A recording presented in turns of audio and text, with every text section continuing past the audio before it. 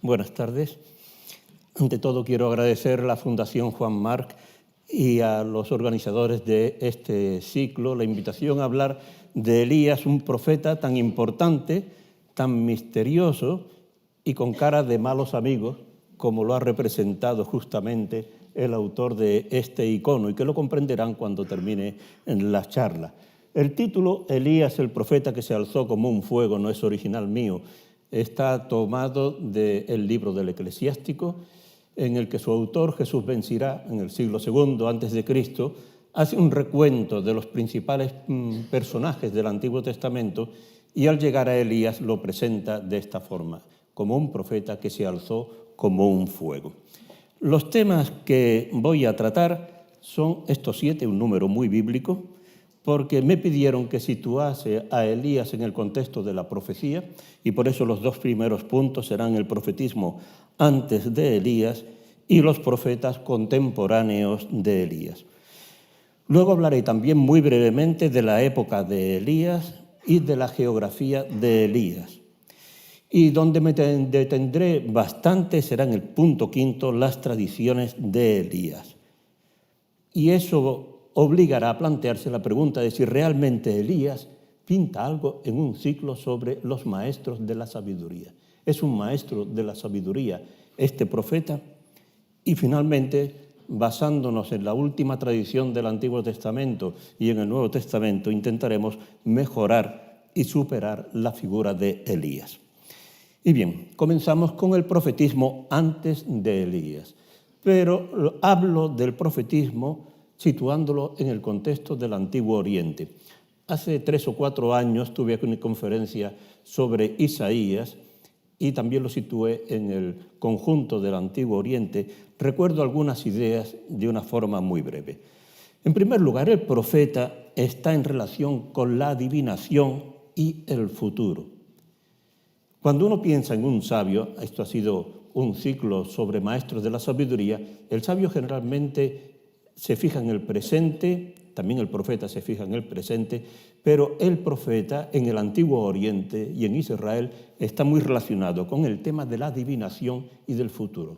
¿Qué va a ocurrir? ¿Cómo tenemos que responder ante ese futuro? ¿Qué debemos hacer? Etcétera. Por otra parte, el profeta no recurre a medios técnicos, se considera inspirado por los dioses. Y esto es lo que distingue, sobre todo en Mesopotamia, al profeta del adivino. El adivino, que era generalmente un sacerdote en Mesopotamia, en Babilonia, etc., utilizaba medios técnicos. Era la observación de los astros en el cielo, la observación de cómo el agua y el aceite se mezclaban o no se mezclaban, mejor dicho, o las vísceras de los animales, etc. El profeta nunca recurre a medios técnicos, sino que él siempre, cuando transmite algo, se considera inspirado por los dioses. Otro rasgo típico del profeta es que comunica mensajes breves de la divinidad. Nunca habla en nombre propio. El sabio de Israel y el sabio del Antiguo Oriente, un sabio egipcio, por ejemplo, sí habla en nombre propio. El profeta habla en nombre de Dios o en nombre de la divinidad de Nínive, de Babilonia o de Mari. Aquí, en cambio, el sabio se distingue claramente del profeta en este sentido. Y por último, la actividad profética la desarrollan hombres y mujeres. Y esto es importante tenerlo en cuenta en el contexto de la actividad sacerdotal, porque en los pueblos semitas las mujeres nunca son sacerdotisas. En cambio, sí hay profetisas, tanto en Mari como en Nínive como en Israel.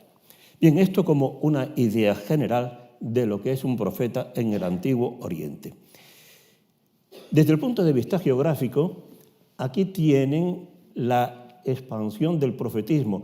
Los números se refieren al orden cronológico en que se han encontrado los textos, aunque el número 1, que se refiere a Egipto, la verdad es que es bastante discutible si en Egipto existe verdadera profecía. Muchos lo niegan y yo creo que con razón, que no es verdadera profecía.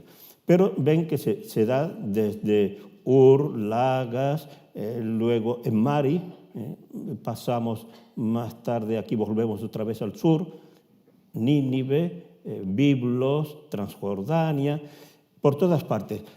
Realmente los sitios de máximo interés para la profecía son Mari, esta ciudad. En el segundo milenio antes de Cristo hay ahí un movimiento profético importantísimo. Y luego, en el siglo VII antes de Cristo, octavo, séptimo antes de Cristo, en Nínive, la capital del imperio asirio, también se dio un movimiento profético muy interesante para compararlo con la Biblia. Es decir, lo importante es tener presente que la profecía no es un fenómeno exclusivo ni originario del pueblo de Israel. Cuando pasamos al pueblo de Israel, antes de la monarquía comienza en el siglo XI antes de Cristo, y con la monarquía comienza el profetismo por los datos que tenemos, pues en primer lugar tenemos a Samuel. Samuel, por lo que se cuenta de él, unge rey a Saúl, pero después de haberlo ungido rey, lo condena. En esto tengan en cuenta que estamos en una sociedad tremendamente marcada por los religiosos. No puede haber una unción puramente política de un rey. No basta la elección del pueblo, la aclamación del pueblo, sino que hace falta siempre una sanción religiosa. Y por eso el profeta es el que unge al rey, pero también cuando no se comporta debidamente lo condena. Al condenar a Saúl, prácticamente Israel se va a quedar sin rey, y entonces es cuando Samuel unge rey a David. En realidad David no llegará rey hasta después de la muerte de Saúl. Luego tenemos al profeta Gad, que aconseja a David establecerse en Judá. Ya saben que David tuvo una época en la que estuvo huyendo continuamente de Saúl y vivía como un bandolero con un grupo de mercenarios de 600 hombres que iba de un sitio para otro. Llega ya un momento en el que ha muerto Saúl y entonces el profeta Gad le aconseja que se establezca en Judá para así irse preparando el terreno para llegar a convertirse en rey. Sin embargo, el mismo profeta Gad luego lo acusa por haber hecho el censo de la población. El censo está pensado por David con vistas a saber de cuántos hombres puede contar para el ejército, y algunos dicen también ver a cuántas personas puede exigirle tributo desde un punto de vista económico, ¿no? Y el profeta Gad lo acusa por haber hecho este censo que no debería haber hecho, porque si es por motivos militares, como dice el texto, lo que tiene que hacer es confiar en Dios, que Dios se encargará de proteger al reino judío. Y el mismo Gad entonces le ordena construir un altar en la era de Araúna, que será el futuro sitio del templo de Jerusalén, para expiación de ese pecado que ha cometido. Por consiguiente, Gad cumple una triple función, que es política, judicial y cultural. Y por último tenemos en esta época de los comienzos de la monarquía al profeta Natán, que promete a David una descendencia eterna. Esto será importantísimo desde un punto de vista político, porque hará que en el sur, en Judá, solo tengan una dinastía, la dinastía davídica. Gracias a esa promesa de Natán, que le hace a David en nombre de Dios, que siempre habrá un descendiente suyo en el trono de Jerusalén, nadie se atreve a quitar al rey. Bueno, solo se atreverán los babilonios, que serán los que acaben con la dinastía davídica. Pero se alentará entonces la esperanza de que un descendiente de David, el Mesías, será el que restaure ese trono. Y Natán también condena el adulterio con Betsabé y el asesinato de Urías.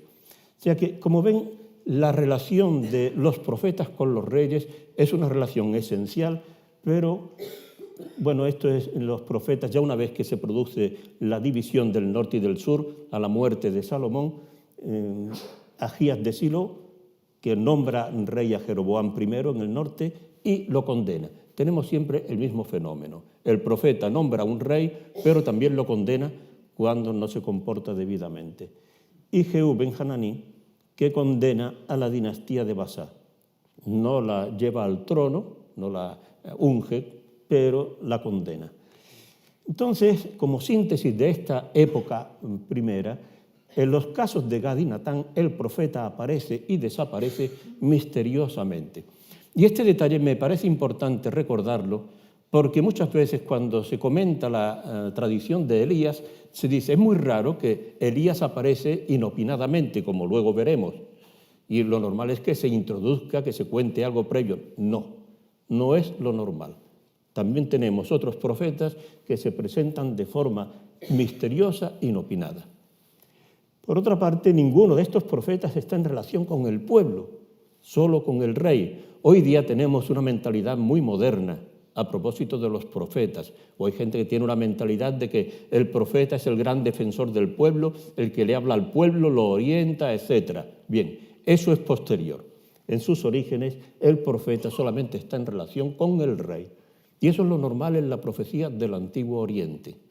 En Mari, en Nínive, etc., vemos cómo un profeta o una profetisa se dirige al gobernador y le dice que escriba al rey comunicándole en nombre de la divinidad tal cosa y tal otra. Y finalmente su actitud no es servir, sino crítica con el monarca. Y esto también nos ayudará a la hora de comentar las tradiciones de Elías, que será terriblemente crítico con los dos monarcas con los que conviva. Bien. Entonces pasamos a los profetas contemporáneos de Elías, muy rápidamente también. Hay unos profetas anónimos, está Miqueas ben Gilá, que es un personaje importante, y está Eliseo, que como veremos es el discípulo. Estos profetas anónimos y Miqueas ben Gilá siempre actúan en el contexto de las guerras contra Siria. Las luchas entre Israel, el Reino Norte, y Siria son tan frecuentes como lo han sido en los últimos años, por desgracia, ¿no? Siempre es una cosa típica de pueblos fronterizos, ¿no? Entonces, la diferencia es que los profetas anónimos anuncian al rey la victoria en la guerra, mientras que Miqueas ben Gilá le anuncia la derrota. Pero, como ven, es un enfoque muy político de la profecía. Al principio ungiendo reyes o condenándolos, ahora también orientándolos o condenándolos en la guerra. Y en cuanto a Eliseo, más que contemporáneo de Elías, la tradición lo presenta como sucesor suyo y discípulo suyo. De él hablaremos rapidísimamente más adelante. Bien. La época de Elías, que es importante tenerlo en cuenta. Bien. En primer lugar, una foto de Israel, una panorámica, donde aquí lo más trágico es esto de aquí que se ve aquí. Esto es mentira. Es decir, esta foto está sacada hace unos años. El Mar Muerto, este es el Mar Muerto, por desgracia, se está ya secando por completo. Cuando yo era estudiante del bíblico, esto que se llama el lechón, la lengua, estaba el Mar Muerto, llegaba desde aquí hasta aquí. Ahora todo esto ya se ha secado. ¿Por qué? Pues porque los jordanos toman agua para las plantaciones de toda esta zona y entonces cada vez es menor la cantidad de agua que llega al Mar Muerto. Aquí tienen el lago de Galilea, el río Jordán. Bien.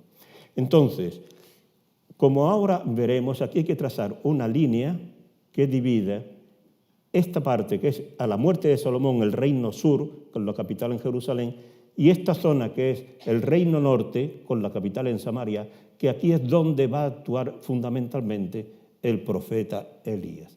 Aquí tienen un mapa donde se ve claramente lo que es el reino de Judá, el reino sur y el reino norte. El reino de Judá es esto. Y aquí tienen Jerusalén, que es la capital. Y todo esto, en color naranja, es el reino norte, donde se va a mover la tradición de Elías, no solamente aquí, pero sí básicamente en esta zona del reino norte. En tiempos de Elías, la que está dominando es la dinastía de Omri. Ya dije antes que en el sur, en Judá, siempre reina la dinastía davídica. En cambio, en el norte tienen la especialidad de matarse unos a otros, de hacer una conspiración contra la dinastía reinante. Entonces, la dinastía de Omri, que es la que nos interesa, fíjense que solamente se extiende durante 40 años, del 84 al 41, 43 años, simplemente. Entonces, hay que tener en cuenta una cosa, es la visión que ofrece la Biblia y otra la visión que ofrece la arqueología y que se puede encontrar en una moderna historia de Israel, del Israel bíblico me refiero. La visión que ofrece la Biblia de esta dinastía es, en primer lugar, Omri, que es el fundador, reina 12 años, del 84 al 74. Y ustedes dirán, del 84 al 74 es que no tienes ni idea de matemáticas, porque ahí son 10 años, 11 a lo sumo, pero no 12. Es que en la Biblia las sumas nunca salen bien. O sea que eso es volverse loco. Bien. O sea que dice el texto bíblico que reinó 12 años, pero cuando intenta uno encajarlo no le salen los 12 años por ningún sitio, ¿no? Quedan ahí 10 u 11. Bueno, ese es el fundador de Samaria, de la capital. Antes la capital había estado en otros sitios, en Siquén, en Tirsá, etc., ¿no?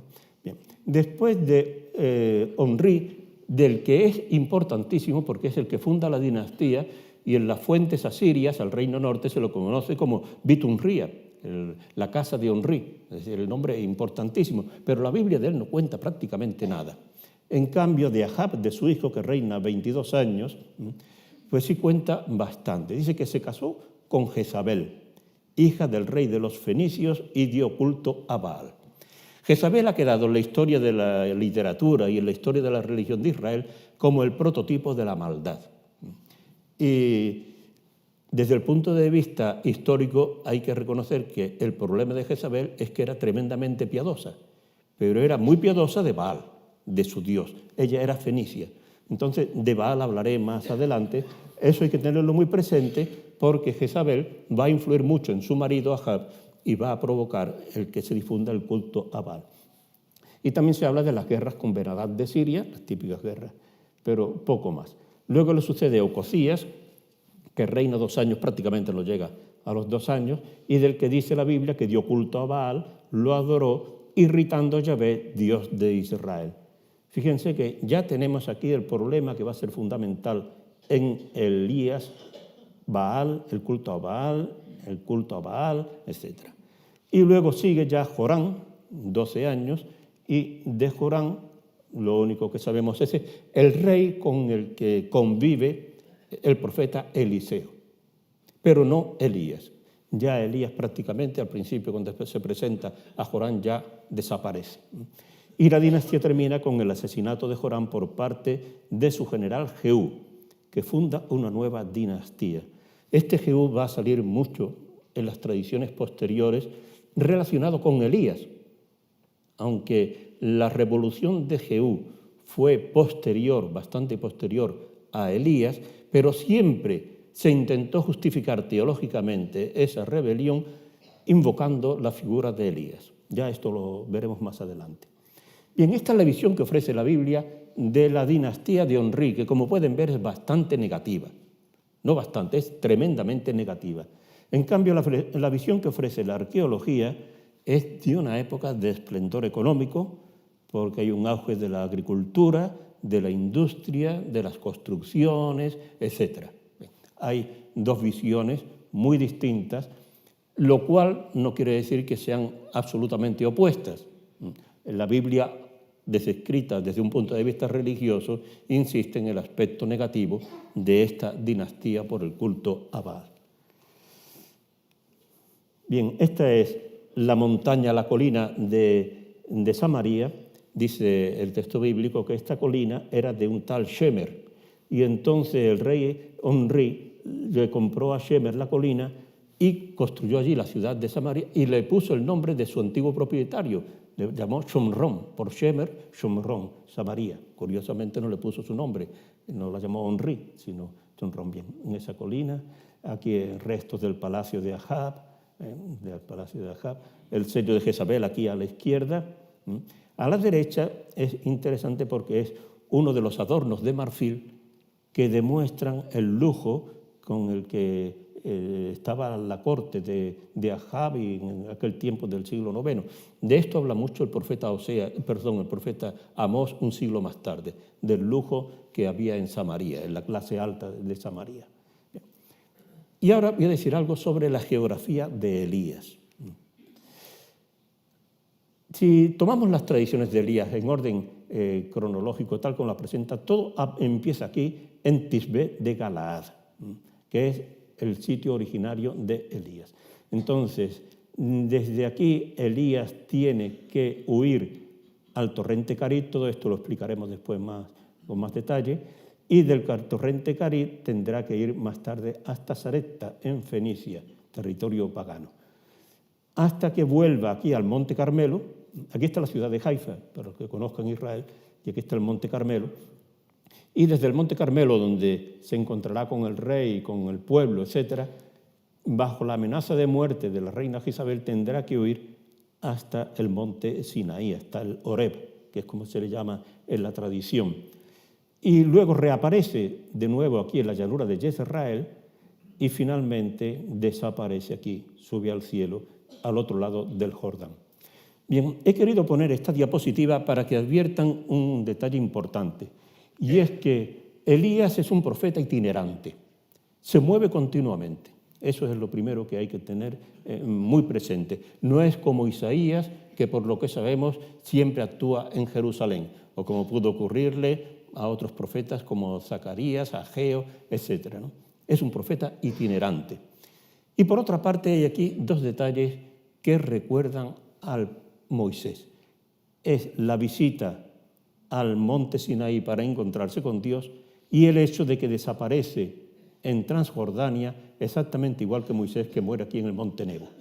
Por consiguiente, hay unos puntos de contacto entre la tradición de Elías o la figura de Elías y la figura de Moisés, aunque no podremos tratarlo por falta de tiempo.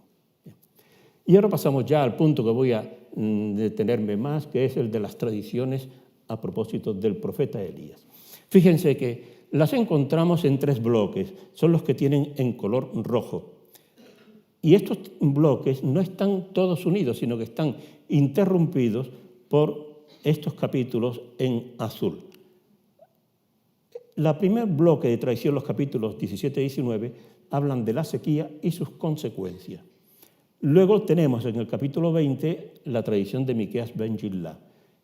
Sigue otra tradición de Elías, la viña de Nabot, los profetas anónimos del capítulo 22, Elías y Ocosías en 2 Reyes 1, y al final la subida al cielo, que es solamente un versículo, lo que el resto del relato está más bien en relación con el profeta Eliseo. Entonces vamos a comenzar con el primer bloque, que es el más extenso, el de la sequía y sus consecuencias. 3 capítulos de la Biblia que ya saben que son relativamente breves, 17 a 19 del primer libro de los Reyes. La estructura es muy simple, la estructura global. Tenemos la sequía, como les pongo ahí, y sus consecuencias. La sequía, capítulos 17 y 18, y las consecuencias en el 19. Y la sequía, el tema de la sequía, se desarrolla como el anuncio de la sequía, el avance de la sequía y el final de la sequía. Como una estructura narrativa enormemente simple. Pero esto se ha ido enriqueciendo con otra serie de relatos, concretamente el avance de la sequía, con el hecho de que Elías tiene que ir a refugiarse en el torrente Carit, donde los cuervos lo sustentan, y luego tiene que ir a Sarepta, donde una viuda lo sustenta y donde al final resucita al hijo de esta viuda. En el final de la sequía, es un capítulo muy largo, muy importante, el juicio en el Monte Carmelo, que lleva a la muerte de los profetas de Baal y finalmente viene la lluvia. Con esto podríamos decir ya se acabó el tema, el anuncio de la sequía, avance de la sequía y el final de la sequía. Pero lo que ocurre es que la muerte de los profetas de Baal va a tener consecuencias terribles para Elías. Y las consecuencias es que la reina Jezabel va a querer matarlo. Entonces tiene que huir. Él huye al Horeb, al Sinaí. En el camino pasa por una crisis profunda, luego se encuentra con Dios y allí recibe una triple misión que entre esos fenómenos abarca la vocación de Eliseo. Esta es la estructura global de lo que ahora vamos a ver. Y ahora vamos a leer el texto bíblico. O sea que no voy a ir contando, sino que vamos a leer el texto de la Biblia, que dice así literalmente. Elías el tesbita, de Tisbé de Galaad, dijo a Ahab: vive el Señor Dios de Israel, a quien sirvo, en estos años no caerá rocío ni lluvia si yo no lo mando. Aquí tienen un poco, bueno, esto me paso. Y entonces, inmediatamente después, el Señor le dirigió la palabra: vete de aquí hacia el oriente y escóndete junto al torrente Carit, que queda cerca del Jordán. Bebe del torrente y yo mandaré a los cuervos que te lleven allí la comida. Aquí tienen lo que podría ser el torrente Carit, o uno de estos muchos torrentes son realmente tremendos, ¿no? Elías hizo lo que le mandó el Señor y fue a vivir junto al torrente Carit, que queda cerca del Jordán. Los cuervos le llevaban pan por la mañana y carne por la tarde, y bebía del torrente. Aquí voy a hacer un paréntesis. En el siglo XIX y en el siglo XX, a principios del siglo XX, era muy frecuente intentar racionalizar la Biblia. Y entonces, esto de que los cuervos le llevasen a Elías pan por la mañana y carne por la tarde parecía una cosa absurda. Y como en hebreo cuervo se dice oreb, pero no se escriben vocales, es facilísimo decir, en vez de oreb, cuervos, hay que leer árabes. Y entonces son los árabes los que le llevaban pan por la mañana y carne por la tarde. Bueno, pero eso es un intento, es como decir, no, mire usted, en el cuento de Caperucita Roja, el lobo no hablaba, ¿no? Lo que pasa es que había un magnetofón que había... Bueno, mire usted, déjense no seamos tan racionalistas que en el fondo destrozamos las historias estas. Bueno, pero al cabo del tiempo el torrente se secó porque no había llovido en la región. Se ha anunciado la sequía y esta es la prueba de que la sequía avanza. El torrente también se seca. Y entonces el Señor dirigió la palabra a Elías: anda, vete a Sarepta de Fenicia a vivir allí. Yo mandaré a una viuda que te dé la comida. Elías se puso en camino hacia Sarepta, que como ven es un largo camino hasta Fenicia. Al llegar a la entrada del pueblo encontró allí a una viuda recogiendo leña. La llamó y le dijo: por favor, tráeme un poco de agua en un jarro para beber. Mientras iba a buscarla, Elías le gritó: por favor, tráeme un trozo de pan. Ella respondió: te juro por el Señor, tu Dios, no tengo pan. Solo me queda un puñado de harina en el jarro y un poco de aceite en la aceitera. Ya ves, estaba recogiendo 4 astillas, voy a hacer un pan para mí y mi hijo, nos lo comeremos y nos echaremos a morir. Elías le dijo: no temas, anda a hacer lo que dices, pero primero hazme a mí un panecillo y tráemelo. Para ti y tu hijo lo harás después. Porque así dice el Señor, Dios de Israel: el cántaro de harina no se vaciará, la aceitera de aceite no se agatará, hasta el día en que el Señor envíe la lluvia sobre la tierra. Ella marchó a hacer lo que le había dicho Elías y comieron él, ella y su hijo durante mucho tiempo. El cántaro de harina no se vació, ni la aceitera se agotó, como había dicho el Señor por Elías. Y seguimos con este episodio de la resurrección del hijo de la viuda. Más tarde cayó enfermo el hijo de la dueña de la casa. La enfermedad fue tan grave que murió. Entonces la mujer dijo a Elías: no quiero nada contigo, profeta. ¿Has venido a mi casa a recordar mis culpas y matarme a mi hijo? Elías respondió: dame a tu hijo. Y ahora atención, que esto es importantísimo. Es los recursos, el método para resucitar a un niño. Esto, cuando se compara con la tradición de Elías, con la tradición del Nuevo Testamento, que lo compararé más adelante, con otra tradición de San Pedro, etcétera, es algo realmente interesantísimo. Pero esta es la tradición más antigua que tenemos. Entonces, los pasos son los siguientes. Y tomándolo de su regazo, se lo llevó a la habitación de arriba. Tenemos una casa con 2 plantas, una cosa muy curiosa para aquel tiempo, ¿no? Se lo lleva a la habitación de arriba donde él dormía y lo acostó en la cama. La habitación de arriba significa que lo que va a ocurrir es algo que no es accesible a la inmensa mayoría de la gente. Solamente va a ocurrir entre Dios y el profeta con el niño muerto delante. Después clamó al Señor: Señor Dios mío, también a esta viuda que me hospeda en su casa, ¿la vas a castigar haciéndole morir al hijo? Luego se echó 3 veces sobre el niño clamando al Señor: Señor Dios mío, que resucite este niño. El Señor escuchó la súplica de Elías, volvió la vida al niño y resucitó. Elías tomó al niño, lo bajó de la habitación y se lo entregó a la madre diciéndole: aquí tienes a tu hijo vivo. La mujer dijo a Elías: ahora reconozco que eres un profeta y que la palabra del Señor que tú pronuncias se cumple. Esto que hemos leído es el capítulo 17, sin comentario prácticamente. Entonces, ¿cuál es la reacción de un lector moderno? Ustedes son lectores modernos, pero ustedes están probablemente condicionados por una actitud positiva de aceptación de la Biblia, etc.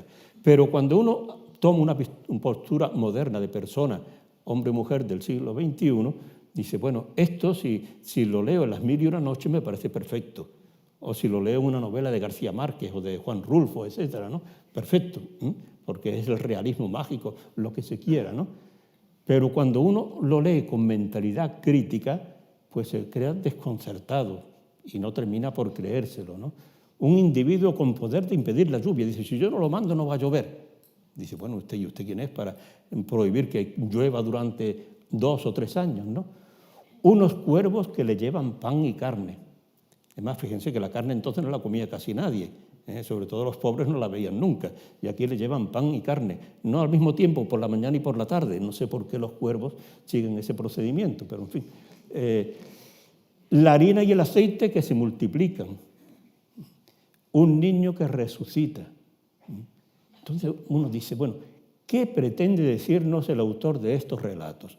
Porque cuando uno lee la Biblia en el siglo XXI, muchas veces el peligro que tiene es el de la superficialidad, decir, bueno, esto son tonterías, esto no hay quien se lo crea. La pregunta o el problema no es ese, el problema es preguntar, ¿qué quieren decir estos autores? ¿Qué están intentando transmitir? Y lo que intentan transmitir es que Yahvé, el Dios de Israel, es superior al Dios cananeo Baal, el gran conflicto entre Yahvé y Baal. El Dios Baal, o cuando se descubrieron los textos de Ugarit, ya aparece en 1929, parece que la forma ugarítica correcta sería Balu, más que Baal sería Balu, pero bueno, de las dos. Es el Dios cananeo de la lluvia, el que proporciona buenas cosechas y alimento y el que cura, incluso da la vida. Fíjense, voy a leer algunos textos, muy pocos, pero para que vean la imagen que tenían de Baal en aquel tiempo. A propósito de Baal y la lluvia, en el mito del palacio de Balu, un mito ugarítico, dice aquí su hermana, esposa, etc., que el problema de Baal, es que no tiene un palacio. Y entonces, mientras no tenga un palacio, no va a poder dar la lluvia y no va a haber fecundidad en la tierra. Dice, cuando le construyen un palacio, dice, así podrá almacenar su lluvia Balu, hacer acopio de abundante nieve y podrá dar su voz desde las nubes, el trueno, fulminando a la tierra sus rayos. Es el Dios de la tormenta, el Dios de la lluvia y por consiguiente el Dios de la fecundidad. Tengan en cuenta que nos movemos en una economía exclusivamente agraria. O sea, que allí no hay industria en aquel tiempo. Entonces, un Dios que garantiza las buenas estaciones es el Dios más grande que se puede uno imaginar. Por otra parte, al dar la lluvia, da la fecundidad de la tierra. Y el texto más interesante se encuentra precisamente en la Biblia, en el profeta Oseas. Aquí el profeta cita estas palabras, pone estas palabras en boca de los israelitas. Se decía Israel, los israelitas, me voy con mis amantes. Mis amantes son los Baales. Los Baales porque en cada pueblo tenía un nombre distinto. O sea que entonces los Baales, me voy con mis amantes que me dan mi pan y mi agua, mi lana y mi lino, mi vino y mi aceite. Fíjense, la fecundidad de la tierra, el pan, el agua, la lana, el lino, el vino, el aceite, todo depende de los amantes, de los Baales, según los israelitas, no según los cananeos simplemente, sino también según los israelitas. Y finalmente, Baal y la vida. Y la diosa Anatu dice al rey Acatu, como Balu de cierto da la vida al que le invita y le ofrece de beber, al que entona y canta en su presencia, etcétera, etcétera. O sea que aquí tenemos clarísimamente la idea de que Balu es el Dios que da la vida. Entonces, con estas ideas, ahora se encuentra uno el conflicto Yahvé-Baal. Y resulta que la lluvia, según las tradiciones de Elías que hemos leído en el capítulo 17, la lluvia no depende de Baal, sino de Yahvé. Y lo demuestra enviando una sequía. Vive el Señor a quien sirvo, que no habrá lluvia ni rocío si yo no lo mando. La lluvia depende de Yahvé y depende de que yo lo diga, no depende de Baal. El que alimenta no es Baal sino Yahvé. Y ahora comprenderán la importancia que tiene el tema del alimento de Elías en estas tradiciones. Primero son los cuervos los que le llevan el alimento, luego es la viuda la que lo alimenta. Y ese alimento también se extiende a la viuda y a su hijo durante mucho tiempo. ¿Por qué? Porque el que alimenta no es Baal, sino que es Yahvé. Y el que da la salud y la vida no es Baal, sino Yahvé, que puede resucitar al hijo de la viuda. Así que, como ven, estos capítulos, este capítulo 17, que parece una colección de historietas un poco ingenuas y que no tienen gran contenido, entendidos en la dinámica de aquella época, en el conflicto Yahvé-Baal, adquieren pleno sentido. Pero estamos todavía en la época de la sequía y hace falta que venga la lluvia y eso va a ocurrir en el juicio del Monte Carmelo. Los prolegómenos de este juicio, ahora no vamos a poder leer todo el capítulo porque es muy largo, pero contaré rápidamente la estructura del texto. Todo comienza con una orden de Dios a Elías. Preséntate a Ahab, que voy a mandar la lluvia a la tierra. Y entonces Elías cumple esta orden y le dice a Ahab, manda que se reúna en torno a mí todo Israel en el Monte Carmelo con los 450 profetas de Baal. Aquí es un problema, Yahvé-Baal, que vengan también los profetas de Baal. Ahora, entre la orden de Dios y el cumplimiento de la orden por parte de Elías se introduce un pasaje muy amplio, fíjense que abarca desde el versículo 3 al 16, a propósito de un ministro de Ahab, Abdías. Esta figura sirve para ambientar un poco en todo lo que ha ocurrido en ese momento. A propósito de ese personaje se habla del hambre que hay en Samaria después de una sequía tan terrible. También desde el punto de vista religioso que Jezabel ha comenzado una persecución de los profetas de Yahvé y ha asesinado a todos los que ha encontrado y este Abdías ha conseguido salvar a 100 de ellos. Los ha dividido en 2 grupos de 50 y así los ha salvado. Y por otra parte, también sabemos cuál es la reacción del rey Ahab cuando Elías dice que no va a llover. Y entonces es que el rey Ahab se indigna y manda a buscar a Elías, no lo encuentra, pero está enviando correos a todos los países de alrededor para que si está allí Elías, que se lo entreguen para poder condenarlo. Eso es la función que ocupan esos versículos.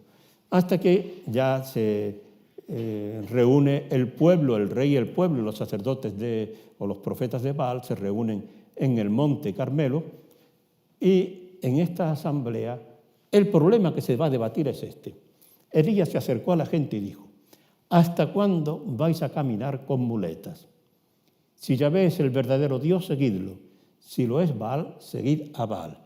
Esta frase complica un poco, es un poco difícil de entender lo que quiere decir aquí Elías. Lo que quiere decir es muy claro, lo que no es clara es la imagen. O sea, ¿por qué no puede andar uno con 2 muletas? Cuando un cojo, y ya que me rompió una pierna de pequeño, tenía que andar con 2 muletas, ¿no? O sea que eso es lo normal, 2 muletas. Aquí parece que la imagen es que un anciano usa un bastón y no va con 2 bastones, ¿no? O sea, y por consiguiente, que no pueden apoyarse nada más que en un Dios. Si Yahvé es el Dios verdadero, seguidlo. Si lo es Baal, seguid a Baal. Este es el problema. Y entonces, para demostrar quién es el Dios verdadero, se le ocurre a Elías una apuesta. Le dice a los sacerdotes, a los profetas de Baal, que nos den 2 novillos. Vosotros elegid uno, lo descuartizáis y lo ponéis sobre la leña sin prenderle fuego. Yo prepararé el otro novillo y lo pondré sobre la leña sin prenderle fuego. Vosotros invocaréis a vuestro Dios y yo invocaré a Yahvé. Y el Dios que responda enviando fuego, ese es el Dios verdadero. Este relato es curiosísimo, porque lo que está aquí en juego es la lluvia, el problema de la sequía.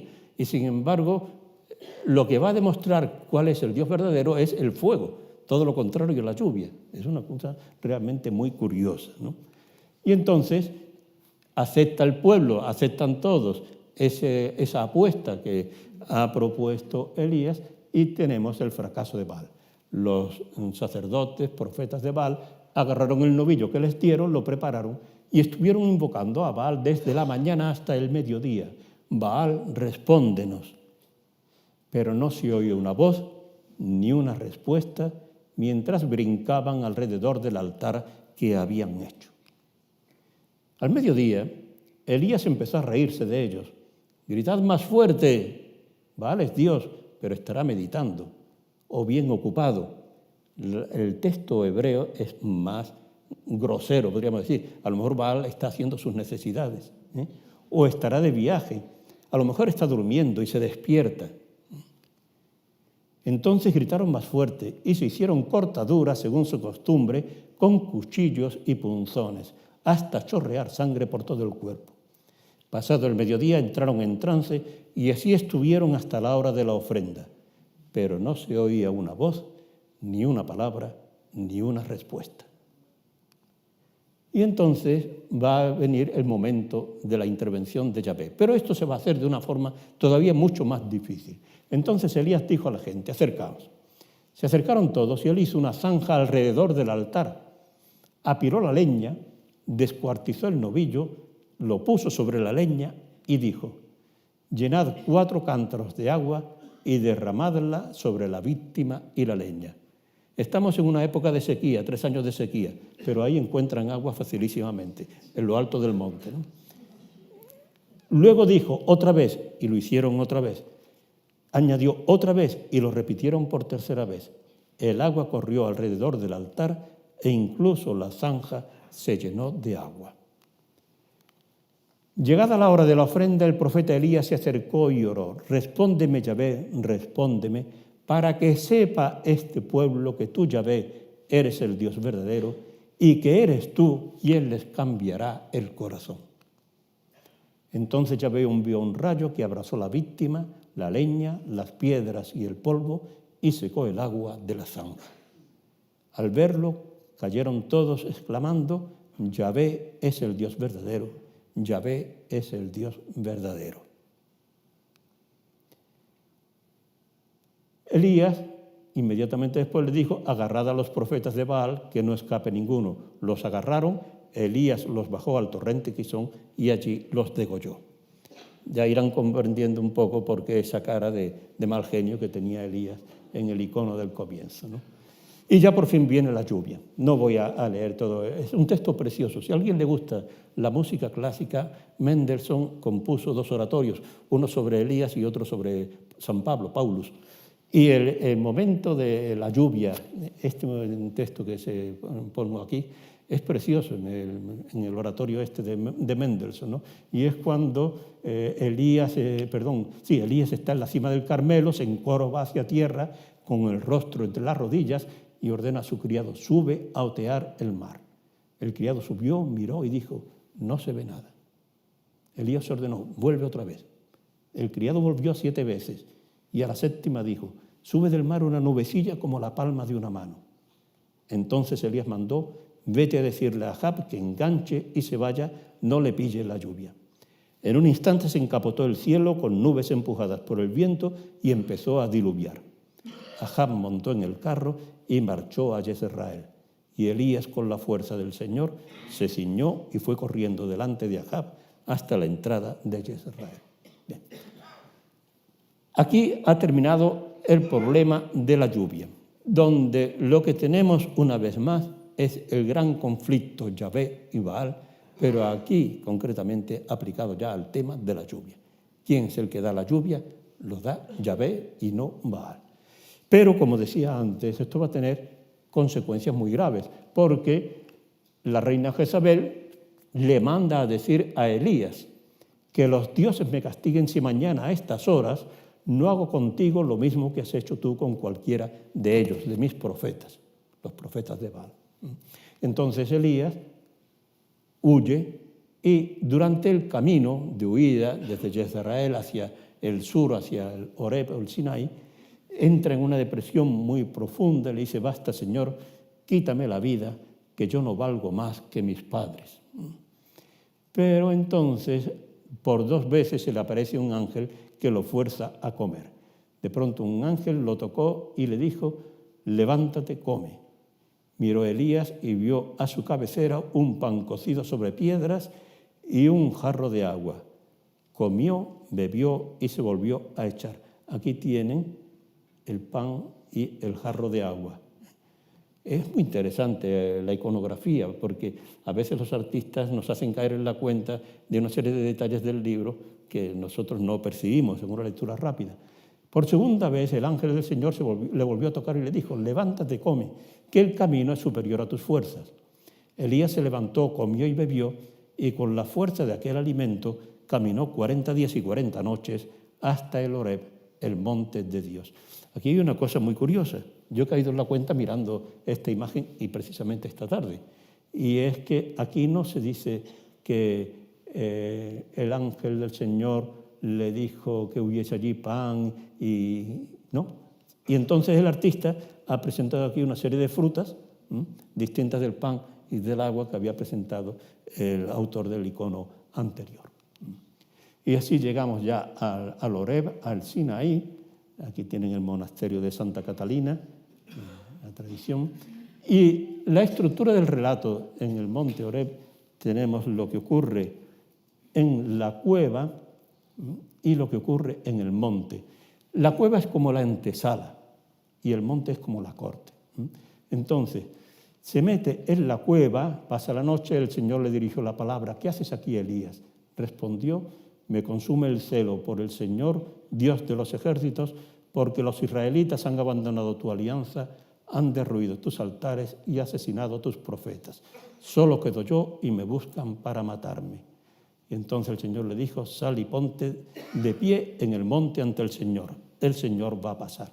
Y aquí fíjense que se repite, he puesto los colores para que vean cómo el recurso de la repetición es típico de la narrativa del Antiguo Oriente y también de la Biblia. Si pudiésemos tener tiempo para comparar, pero me doy cuenta de que voy ya muy atrasado, aquí se va repitiendo: ¿qué haces aquí, Elías? ¿Qué haces aquí, Elías? Respondió: me consume el celo, me consume el celo. El Señor le dijo: sal y ponte, y el Señor aquí ya le da la triple misión. En este relato, lo importante, lo que más se ha comentado, ha sido esta manifestación de Dios. Vino un huracán tan violento que descuajaba los montes y hacía trizas las peñas delante de Yahvé, pero Yahvé no estaba en el viento. Después del viento vino un terremoto, pero Yahvé no estaba en el terremoto. Después del terremoto vino un fuego, pero Yahvé no estaba en el fuego. Después del fuego se oyó una brisa tenue. Al sentirla, Elías se tapó el rostro con el manto, salió afuera y se puso en pie a la entrada de la cueva. Aquí muchos comentaristas, sobre todo los que no leen todo el conjunto, sino que se fijan en una frase, eso más bien le ocurre a los autores espirituales, dicen huracán, terremoto, fuego. Dios no está en eso, Dios está en la brisa tenue, qué Dios tan bueno tenemos. Bueno, pues es que eso no ha leído el texto completo. Aquí lo que dice Albers, y me parece con razón, lo que quiere el autor es distanciarse de la tradición de Moisés, del Sinaí, que presenta a Yahvé como un dios de la tormenta.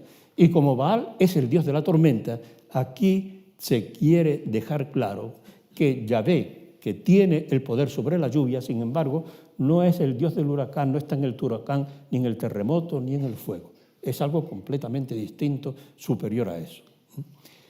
Y por otra parte, para dejar claro que no se trata de que en la brisa tenue es que Yahvé es un Dios bondadoso y clemente, etc. En este caso, el Señor le dijo: desanda tu camino hacia el desierto de Damasco y cuando llegues, unge rey de Siria a Hazael, rey de Israel a Jehú, hijo de Nimsi, y profeta sucesor tuyo a Eliseo, hijo de Safat, de Abel Mejolá. Y fíjense lo que ocurre ahora, la misión de estos personajes. al que escape de la espada de Hazael lo matará Jehú, y al que escape de la espada de Jehú lo matará Eliseo. Pero yo me reservaré en Israel 7.000 hombres, las rodillas que no se han doblado ante Baal, los labios que no lo han besado. Siempre el conflicto Yahvé y Baal, pero aquí llevado ya al momento, continúa lo que hemos visto de la matanza de los sacerdotes, de los profetas de Baal, pero aquí extendido ya a los israelitas que dan culto a Baal. Bien, entonces tiene lugar la vocación de Eliseo. Perdonen, voy a ir un poco más rápido porque no hay tiempo, pero en fin. Y el episodio de la viña de Nabot, otro episodio fundamental. La estructura del relato es la siguiente. Todo empieza con que el rey Ahab tiene una viña en Jezreel y quiere que Nabot, que tiene una viña al lado de la suya, se la venda o se la cambie por una distinta.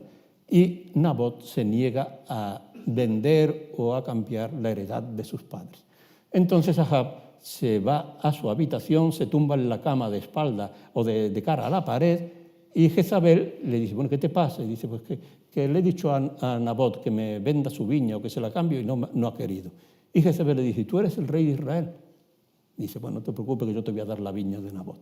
Entonces Jezabel escribe a las autoridades de Israel diciéndole que convoquen al pueblo y que lleven a 2 testigos falsos que testimonien contra Nabot diciendo que ha maldecido a Dios y al rey. Y entonces, como consecuencia de esa acusación, condenan, asesinan, apedrean a Nabot.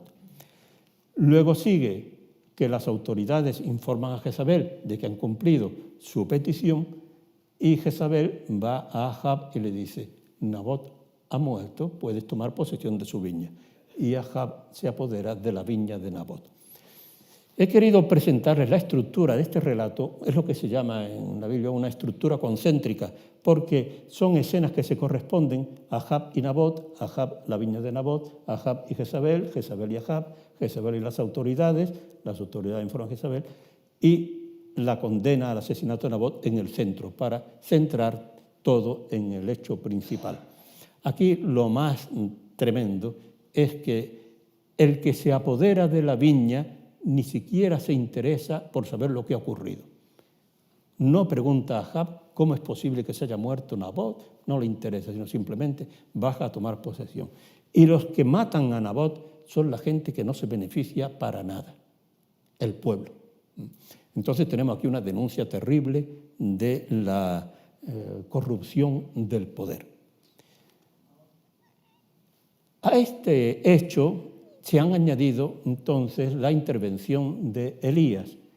Y la intervención de Elías, como ven, fíjense lo que dice el Señor, has asesinado en rojo y encima robas, por eso así dice el Señor, en el mismo sitio donde los perros han lamido la sangre de Nabot, a ti también los perros te lamerán la sangre. ¿Qué es lo que ocurre? Y lo siento, pero no voy a poder tratar esto despacio, pero es que todos estos textos se van actualizando, se van comentando. Y aquí, fíjense, en el primer caso, lo que le anuncia a Elías es la muerte, donde los perros han lamido la sangre de Nabot, a ti los perros te lamerán la sangre. Sin embargo, inmediatamente después, el profeta Elías lo que le dice, te dejaré sin descendencia. Ya no se trata de que él vaya a morir, sino que se quedará sin descendencia. Y también contra Jezabel. Y luego, un poco después, bueno, aquí Ahab se rasga las vestiduras y el Señor termina diciendo, no lo castigaré mientras viva, castigaré a su familia en tiempo de su hijo. O sea, tenemos aquí, en el mismo texto, porque todo esto está seguido, tenemos 3 cosas completamente distintas. Y el problema es que el Señor o el profeta dice, donde los perros han lamido la sangre de Nabot, a ti también los perros te lavarán la sangre, pero eso no ocurrió. Ahab murió en la cama y su hijo Josías le sucedió en el trono. Eso es lo que ocurrió. Y entonces todo esto se buscan distintas soluciones. Pues uno es decir, bueno, en vez de castigar a Ahab como se ha muerto en la cama, pues vamos a castigar a la dinastía y a Jezabel. Otro, bueno, vamos a convertir a Ahab se convierte, Dios lo perdona y entonces el castigo pasa a su hijo. Bueno, Y otra solución dice, bueno, no, mira, nos inventamos la historia de que no murió en la cama, sino que murió en la guerra. Y entonces esto es lo que... Pero fíjense que en esta tradición, curiosamente, nunca se nombra a Ahaz, sino es al rey de Israel, al rey. O sea, como si fuese una historia de la muerte de un rey en la guerra que se aplica aquí al caso de Ahab. Y perdonen que vaya tan rápido que quizás no entienden lo que estoy queriendo decir. Voy a suprimir todo esto del cumplimiento de la profecía, pero lo que quiero decir es cómo se ha utilizado a Elías para justificar teológicamente la rebelión de Jehú y la matanza de Ahab, de su dinastía y de todos sus descendientes. Bien. Elías y Ocosías, tenemos aquí, y no voy a leerlo para no alargarme, simplemente lo que ocurre es que el rey Ocosías se cae un día desde el piso de arriba, queda mal herido y manda consultar, otra vez tenemos a Belcebú. Belcebú, ustedes piensan en el demonio, no. Belcebú es Baal-Zebub, el señor de las moscas, uno de los títulos de Baal, dios de Ecrón. Y entonces lo que quiere ver si me curo de estas heridas, bueno, en el fondo, como él da la vida, Baal da la vida, pues a ver si me cura de estas heridas, ¿no? Pero los mensajeros salen y de pronto se vuelven. ¿Por qué habéis vuelto? Pues nos hemos vuelto pues porque ha habido un hombre que nos salió al encuentro y nos dijo que es que no hay Dios en Israel, para que mandes a consultar a Belcebú, dios de Ecrón. Por eso no te levantarás de la cama donde te has acostado, morirás sin remedio. El rey les preguntó, ¿cómo era el hombre que salió al encuentro? Y os dijo eso, le contestaron, era un hombre peludo y llevaba una piel ceñida con un cinto de cuero. El rey comentó, Elías el tesbita, ya lo tenemos ahí. El rey murió conforme a la profecía de Elías. Entonces, según algunos autores, esta tradición después se amplió con esta idea. Cuando el rey dice Elías el tesbita, bueno, se contenta con decir Elías el tesbita, dice, ahora vamos a por él. Despachó en su busca a un oficial con 50 hombres. Cuando subió en busca de Elías le dijo, profeta, el rey manda que bajes. Elías respondió, si soy un profeta, que caiga un rayo y te abrace a ti con tus hombres. Y cayó un rayo y los abrazó. El rey mandó a otro oficial con 50 hombres. Subió y le dijo, profeta, el rey manda que baje. Y dijo, si soy un profeta, que caiga un rayo y va. El tercero ya, el pobre, se tira de rodillas delante de Elías y dice, mira, ya han caído bastantes rayos, haz el favor de perdonarme a mí y a mis hombres, ¿no? Y bueno, y entonces ya Elías se levantó y fue a presentarse al rey. Pero más adelante, en esta tradición, hubo un autor que pensó, bueno, ¿y cómo sabe Elías que el rey ha mandado una embajada a consultar? Y entonces, ¿por qué? Porque el ángel del Señor dijo a Elías el tesbita, anda, sale al encuentro, le cuenta todo lo que ha ocurrido, y aquí también el ángel del Señor le dice que no tenga miedo y que vaya allí. Fíjense, lo que me interesa, si ahora ven, es el mismo texto, pero subrayando, poniendo en rojo, 3 veces la misma idea. Es que no hay Dios en Israel para que vayáis a consultar a Belcebú, el conflicto Yahvé-Baal a propósito del dominio sobre la vida. Bien. Y por último, Elías arrebatado al cielo, van de camino con Eliseo, pero es una tradición de Eliseo. Y dice, mientras ellos seguían conversando por el camino, los separó un carro de fuego con caballos de fuego y Elías subió al cielo en el torbellino. En este precioso dibujo, aquí tenemos debajo la tradición de Eliseo, que está arando en el momento de la vocación, luego cuando recoge el manto de Elías, aquí Elías que es llevado al cielo en este carro de fuego. Esta idea del carro y los caballos de fuego es una cosa, un tema que es típico, se encuentra en la Biblia con frecuencia, es lo mismo que también el carro del sol. O sea que no. Y lo más importante en este caso es la idea de la inmortalidad. ¿Qué pasa con Elías? Claro, porque está también la interpretación racionalista de Van Daniken, que dice que a Elías lo que le ocurrió es que lo recogió un platillo volante. Bueno, pero eso no pasa de ser una tontería, ¿no? El problema que se plantea ahí es el tema de la inmortalidad. En el libro del Génesis hay un pasaje parecido a propósito de Enoc. Enoc trató con Dios y después desapareció porque Dios se lo llevó. Y es lo único que se cuenta, ¿no? Y esta idea de la inmortalidad es un tema que aparece en el Antiguo Oriente, por ejemplo, en el poema de Gilgamesh, Cuando Utnapishtim, el protagonista del diluvio, consigue la inmortalidad, también el mito de Etana, el de Adapa, etc., ¿no? Y en Ugarit, la diosa Anatu ofrece la inmortalidad al rey Akatu, un rey humano. Pide vida, o prócer Akatu, pide vida y te la daré, inmortalidad y te la otorgaré. Te haré contar años como Balu, como los hijos de Ilu. Ilu es el dios supremo. Contarás meses. Entonces parece que aquí esta es la clave para interpretar el carro de fuego que se lleva a Elías al cielo, es esto que dice Henschel en su comentario. Dice, con la subida al cielo se quiere expresar que Elías no debe experimentar la muerte, sino que puede entrar de inmediato en comunión con Dios. En el fondo late la controversia Yahvé-Baal. Si Yahvé y no Baal es el Señor de la vida, su servidor más fiel no debe hundirse en el Sheol, en el mundo subterráneo. Bien, y aquí llegamos a Elías, maestro de sabiduría. ¿Es Elías un personaje histórico? ¿Podemos considerarlo maestro de la sabiduría? Pues, en contra de que sea un personaje histórico tenemos las diferencias entre las tradiciones, la escasez de datos y la abundancia de milagros y hechos portentosos. La letra C ya ha quedado bastante claro, la anterior. A propósito de las diferencias de las tradiciones, un detalle, por ejemplo, el nombre. El nombre varía en hebreo. Una vez es Elías, otra vez es Eliyahu. Y esto, la forma Yahu es posterior, es ya del siglo V, cuando acostumbra a usarse con más frecuencia. Es decir, que hay tradiciones dentro del ciclo de Elías, unas más antiguas y otras más recientes. El modo de comunicación divina. A veces él habla por propia iniciativa, otra vez el Señor le dirige la palabra, en otros casos el ángel del Señor. Hay distintas teologías, distintas mentalidades. En la forma de vida, unas veces es un solitario, otras veces está acompañado. A veces se menciona un criado, pero el criado después desaparece.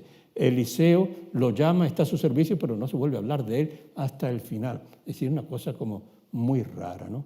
El aspecto físico y forma de vestir. Esto solo al final se dice que es un hombre peludo que lleva una piel ceñida con un cinto de cuero. Al final, al principio, no se dice nada de ese tema. La misión, ungir a Hazael, Jehú y Eliseo, y no unge a ninguno de los tres. A Eliseo lo llama, pero no lo unge, ¿no? El número de profetas de Yahvé. Abdías dice que salvó a 100 profetas en 2 cuevas. Elías dice que los israelitas, no Jezabel, los israelitas han asesinado a todos los profetas y solo queda él. Entonces vamos a ver, ¿quedan 100 o queda uno solo?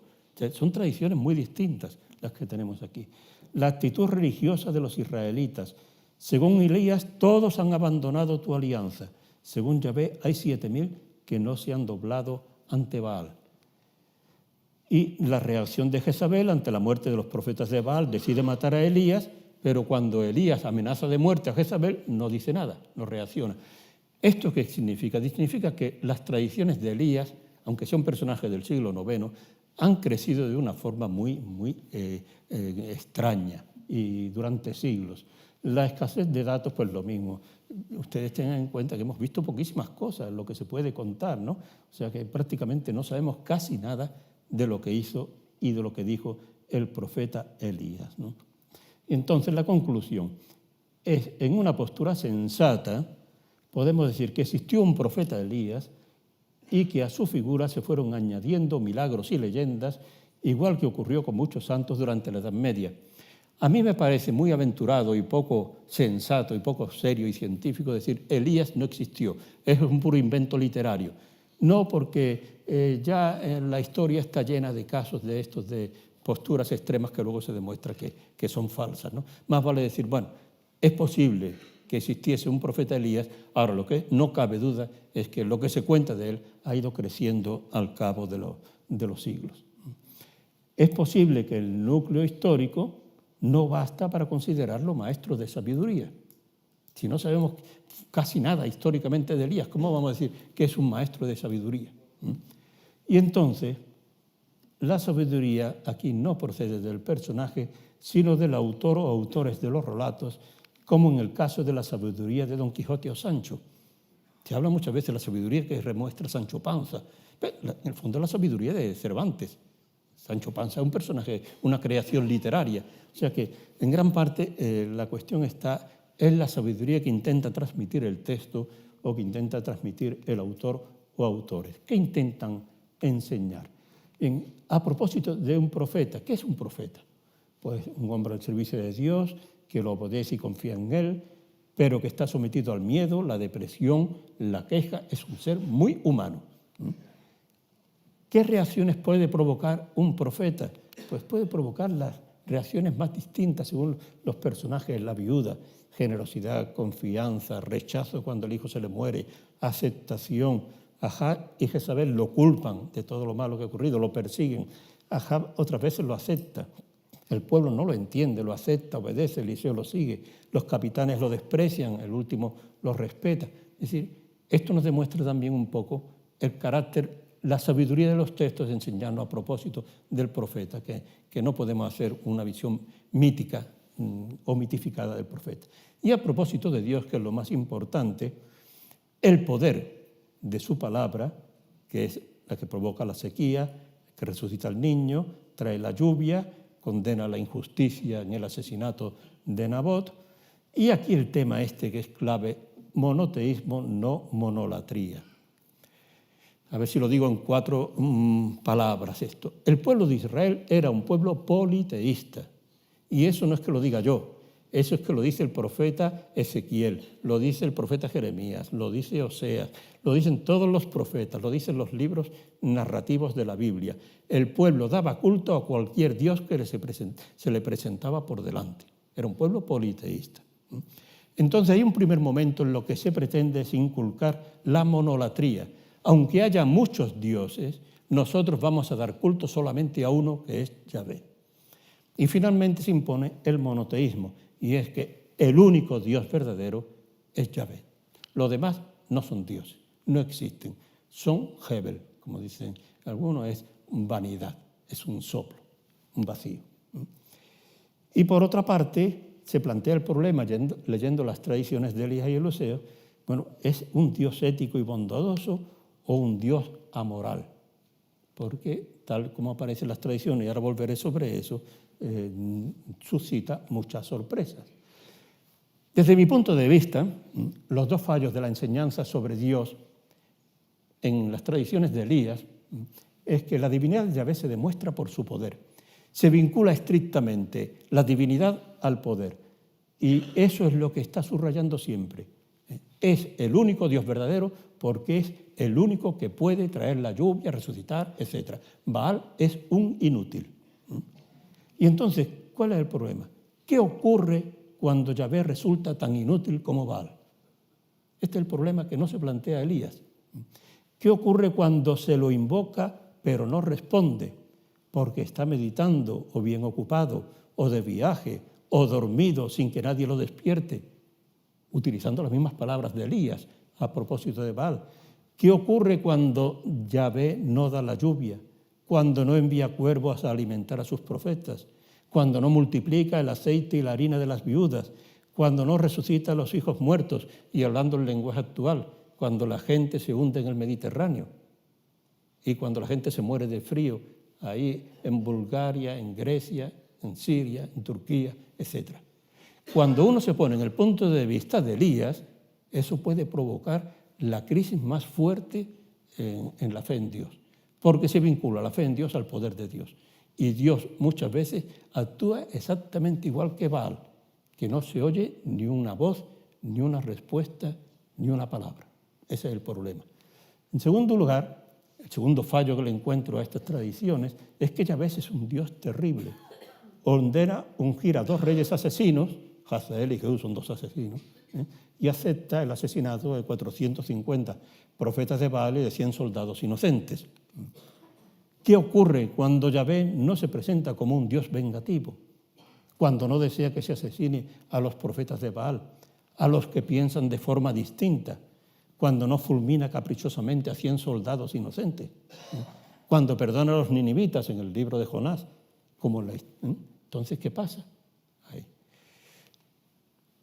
Por eso hay que mejorar y superar a Elías, y esto ya ocurre en el Antiguo Testamento. Malaquías, el último libro profético o documento profético, dice: yo os enviaré al profeta Elías antes de que llegue el día del Señor grande y terrible, reconciliará a padres con hijos, a hijos con padres, y así no vendré yo a exterminar la tierra. Aquí Elías no cumple una función amenazadora y de castigo, sino todo lo contrario. Es el que va a conseguir que la situación mejore por completo para que Dios no tenga que castigar y exterminar la tierra. Y esta idea la recoge Jesús ben Sirá, el autor del Eclesiástico. Está escrito, hablando con Elías, que te reservan para el momento de aplicar la ira antes de que estalle, para reconciliar a padres con hijos, para restablecer las tribus de Israel. Dichoso quien te vea antes de morir y más dichoso tú que vives. Los escribas del tiempo de Jesús, de acuerdo con estos textos, enseñan la vuelta de Elías. Se difunde entre el pueblo la idea de que Elías va a volver. Y los contemporáneos de Jesús identifican a Juan Bautista y a Jesús con Elías. Cuando Jesús pregunta qué piensan de él, algunos dicen que es. Elías en el Nuevo Testamento es el profeta más citado, 29 veces, y solo lo superan Moisés 80 veces, Abraham 73 y David 53. Y representa a la profecía en la transfiguración, donde aparece Jesús con Moisés y Elías. Elías, no Isaías ni Jeremías, Elías representa a toda la profecía del Antiguo Testamento. Y en el Nuevo Testamento, en contra de lo que decían Malaquías y Jesús ben Sirá, tenemos discípulos, entre comillas, de Elías, que son Juan Bautista, por la forma de vestir, un manto de pelo de camello con un cinturón de cuero, y recuerden, Elías llevaba una piel ceñida con un cinturón de cuero, condena del rey, Elías a Ahab, Juan Bautista a Herodes, amenazado de muerte por una reina, Elías por Jezabel, Juan Bautista por Herodías, mensaje amenazador, anuncia un Mesías con un hacha en la mano, dispuesto a cortar y arrojar al fuego a todo árbol que no dé buen fruto.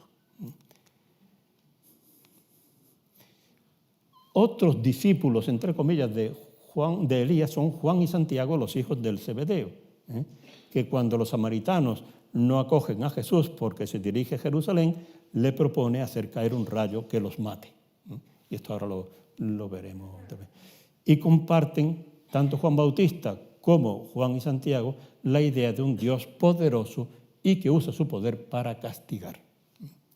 Entonces, Jesús y Juan Bautista, ¿cómo reacciona Jesús? Cuando Juan se entera en la cárcel de las obras que realizaba el Mesías, y dice el texto de Mateo, las que realizaba el Mesías, no Jesús, sino el Mesías, desconcertado, envía a preguntarle si hay que esperar a otro. La respuesta de Jesús significa un serio correctivo a la teología de Elías y Juan. Y de informar a Juan de lo que oís y veis.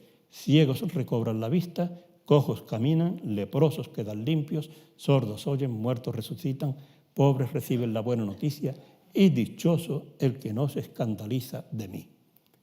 Juan Bautista espera el hacha y espera el fuego, y Jesús no trae ni el hacha ni el fuego. Y cabe el peligro de escandalizarse, lo mismo que muchos cristianos actuales, cuando no se condena y se va con el hacha y el fuego, se escandalizan del Papa Francisco o de quien sea, porque no es lo suficientemente duro como ellos creen que tendría que serlo. Jesús y los dos hermanos, fíjense, recuerden el texto, el oficial le dijo, profeta, el rey manda que bajes, si soy un profeta que caiga un rayo y te abrace, ¿no? Pues en el Evangelio de Lucas tenemos, los samaritanos no lo recibieron porque se dirigía a Jerusalén. Al ver esto, Juan y Santiago dijeron, Señor, ¿quieres que mandemos que caiga un rayo del cielo y acabe con ellos? Igual que Elías, exactamente igual. Él se volvió y los reprendió. Nada de eso. Y por otra parte, Jesús no viene con el hacha, el fuego y el rayo. Jesús acaba con el mito de la vuelta de Elías, que estaba en vigor en aquel tiempo. Y dice a sus discípulos, os aseguro que Elías ya vino, y no los reconocieron y lo trataron a su antojo. Entonces los discípulos comprendieron que se refería a Juan el Bautista.